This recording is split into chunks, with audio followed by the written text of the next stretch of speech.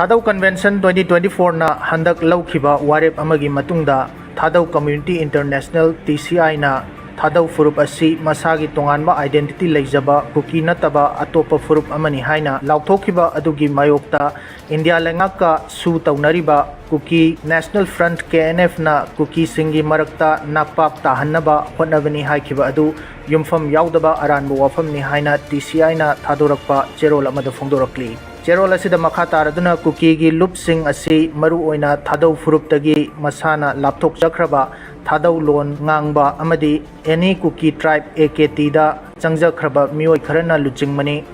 AKT hairiba tribe asi kumja lising aniga ahumda political gi khudongchaba launabagi pandamda aranba pambai sizinaduna schedule tribe ki list ta chalhankhibani AKT nataba atopa tribe amata makhoi kuki ni haibada masana yazaba leite Kuki hairiba identity asi makhoi ga naknaba tribe singi umbrella tamni hairiba wakhalon adu matamgi matung inna mangkhre unity gi namada thadau singi kholau bu namthana bu honariba asi hangatpa yaba thawong amani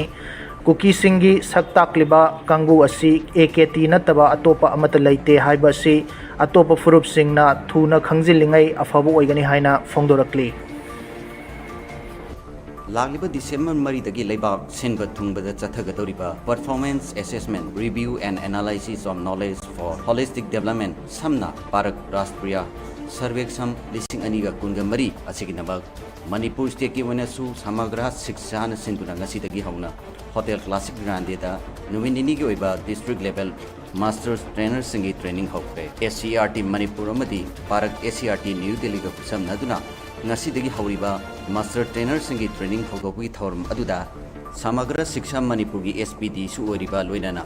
Education SK Director L Nandakumar SCRT Gi Director L Roman Singh NCRT New Delhi Gi Dr. Gulfam Parak Hariba Miyoi Singh Asina Saruyaki Panbay Aimadudi December Maridagi Hauduna Laibak Sinba Tungbada Chathagadoriba Parak Rastriya Sarvesam Asida Maru Wene India Gi Laibak Sinba Tungbada Laiba Government aided Amadi Private School Singh the Tamliba Mahiru Singh the multiple choice questions Singh Tongan ba subject Singh the survey si Chathagani Maru Wene class 3, 6 Amadi 9 the Tamliba Mahiru Singh the Hariba survey si Chathagadamani Nasi training Hautopi Thormaduda Parak NCRT Gi CEO Indrani Baduri Su virtual gi Kuthanga Saruyaki Arambai Tengol gi Mayai Loisangi Luching Purel Korongan Bukhuman Amadi United Maitai Pangal Committee UMPC Manipur gi President Alhas Maulana Muhayyuddin gi Kangbu Amaga Manipur gi Hauzik Oirakli Fivum Asigi Matangda Ngarang Kupna Khana Nainakre Mapungoina Maitai Amadi Maitai Pangal Anigi Puari gi Matangda Maikai Animakna Ningsing Naki Loinana Achetpa Mari Ama Thamba Tangai Fade Haiba Wafam Kaya Sufongdok Naki Ngarangi Mifum Aduda Arambai Tengolgi Mayai Loisang Luching Purel Koronganba Kumanna Manipurgi Ningthau Konungda Leiramba Kazi Loisang Amadi Puariga Sagon Narakpa Kaya Ama Ningsing Naduna Pukning Amadi Thamogi Achetpa Mari Kaya Sufongdok Naki Hauzik Manipurgi Fivam Yamna Lusillaklaba Tanja Sida Aikoi Yelhomi Masen Khaibung Tanaba Asina Chauna Akaiba Piba Amadi Masigi Solution Kaya Amagi Maramdasu Kupna Khanaki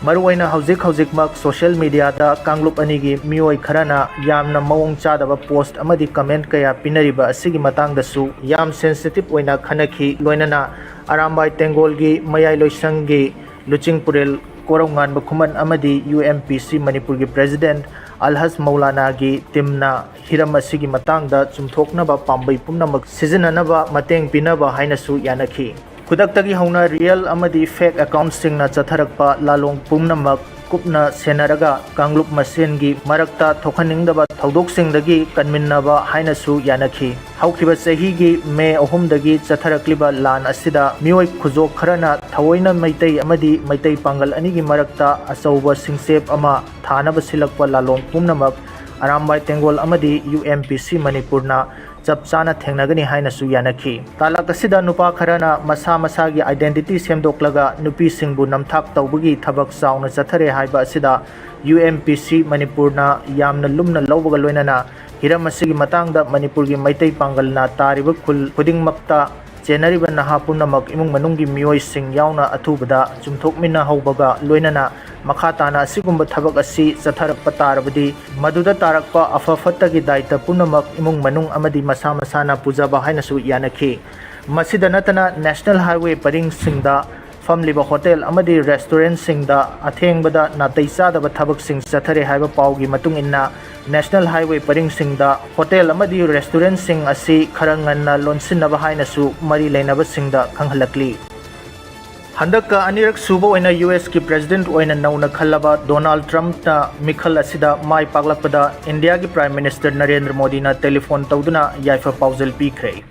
telephone की खुथांगदा वारी सानखिबा अदुगी मतांगदा महाकी X handle दा post अमा थागलदुना प्राइम मिनिस्टर नरेंद्र मोदी ना हाई आईगी मरुप डोनाल्ड ट्रम्प ना हंदक यूएस की प्रेसिडेंट ओइना माय पागलकपा असी हाइनिंगाय लेतना नुंगाय फावी टेक्नोलॉजी डिफेंस एनर्जी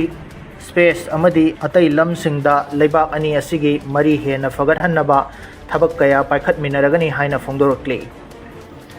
पाव असिगी मतुंगिना डोनाल्ड ट्रम्प नसु प्राइम मिनिस्टर नरेंद्र मोदी बु थागलदुना इंडिया असी यूएस की याम नकनब मरुप सिंगी मनुंगदा अमनी हाइना फोंदोखी हाइरी डोनाल्ड ट्रम्प ना हंदक प्रेसिडेंट ओइना हेक खलकपगा वारी सानखिबा यूएस का नकना चटमिनरिबा मपांगल लेरबा लेबाक खरगी लीडर सिंगी मनुंगदा प्राइम मिनिस्टर नरेंद्र मोदी सु अमा ओइखी